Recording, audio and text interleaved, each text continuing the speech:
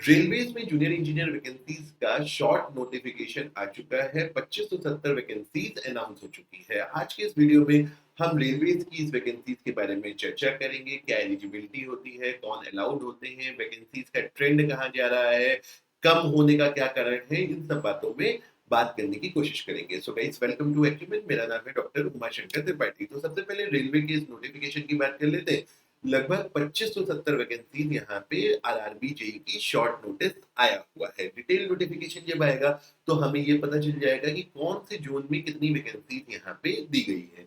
अगर इन वैकेंसीज को हम लास्ट ईयर से कंपेयर करें, 2024 में इससे पहले रेलवे का नोटिफिकेशन आया था, वहां पे लगभग 7951 वैकेंसीज इस नोटिफिकेशन में आई थी। इस बार अगर आप संख्या कंपेयर करेंगे तो 2570 संख्या बहुत कम आपको लग रही होगी, लेकिन इस बात का देखने का एक नजरिया और हो सकता है।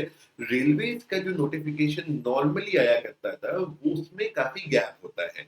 जैसे 2019 में आया, फिर 2024 में आया, उससे पहले 2014 या 15 में आया था। तो लगभग 4-5 साल के गैप में रेलवे की वैकेंसी आती थी, जिसमें जो नंबर्स होते थे वो लगभग, जैसे लास्ट ईयर लगभग 8,000 थे, उससे पहले लगभग 13,000 थे। तो वैकेंसीज का नंबर बड़ा होता था, लेकिन वैकेंसीज आने के बीच की ड्यूरेशन कम होती थी। इस साल की शुरुआत में जो नोटिफिकेशन आया, कैलेंडर आया, उससे हमको ये पता चला कि रेलवे का जो रिक्रूटमेंट है अब वो संभवतः हर साल होगा, और उस डायरेक्शन में रेलवे ने 2024 के बाद 2025 में भी नोटिफिकेशन निकाल दिया है। तो 2570 जो वैकेंसीज है, जब ये जोन्स में डिवाइड होंगी तो डेफिनेटली ये जो अभी 2570 आपको एक बड़ी संख्या फिर भी दिख रही है, ये थोड़ी सी और कम होगी। लेकिन अगर हर साल नोटिफिकेशन आ रहा है तो डेफिनेटली चांस आपके बढ़ जाते हैं। जैसे एसएससी जेई का अगर हम नॉर्मल ट्रेंड देखें तो 1000-1200 के करीब की वैकेंसी ऑन एन एवरेज हर साल आपको एसएससी जेई देता रहता है।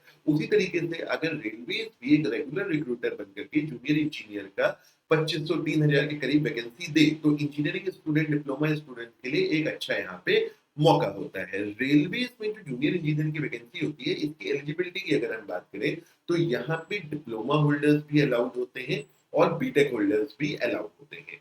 डिप्लोमा होल्डर्स, बीटेक होल्डर दोनों ही इस पोस्ट के लिए कॉम्पीट कर सकते हैं। डिप्लोमा होल्डर्स को कोई यहाँ पे एक्सपीरियंस नहीं मांगा जाता है। एसएससी जेई में क्या होता है कि कई सारी वैकेंसी पे डिप्लोमा होल्डर से मिनिमम 2 साल का एक्सपीरियंस मांगते हैं। बीटेक होल्डर के लिए कोई एक्सपीरियंस नहीं होता, लेकिन रेलवे में इस तरीके की कोई बात नहीं है। जूनियर इंजीनियर की पोस्ट के लिए जो डिप्लोमा होल्डर्स या बीटेक होल्डर्स होते हैं, यहाँ पे दो पेपर आपको देने होते हैं। एक होता है सीबीटी 1, दूसरा होता है सीबीटी 2।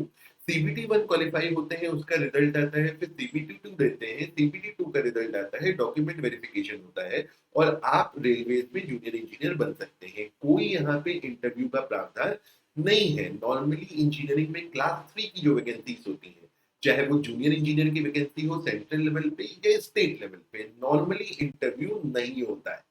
सो जूनियर इंजीनियर की वैकेंसी अगर आपको यहाँ पे करनी है तो आपको क्या करना होगा, टेक्निकल स्ट्रॉन्ग करना होगा। पहले पेपर में नॉन टेक भी आएगा, दूसरे पेपर में भी थोड़ा नॉन टेक आता है। जब इस चीजों को आप अच्छे से पढ़ लोगे और केवल एग्जाम निकालना है, कोई इंटरव्यू वगैरह नहीं है, आप रेलवे की नौकरी पा सकते हो। जूनियर इंजीनियर की नौकरी करने के लिए देखिए अच्छी नौकरी होती है आज की डेट में। ऑन एन एवरेज आप समझिए कि अगर आप ग्रेड ए की सिटी में है, जैसे मुंबई वगैरह में है, तो लगभग 63-64 हजार रुपए जो है आपको पर मंथ यहाँ पे मिल जाते हैं।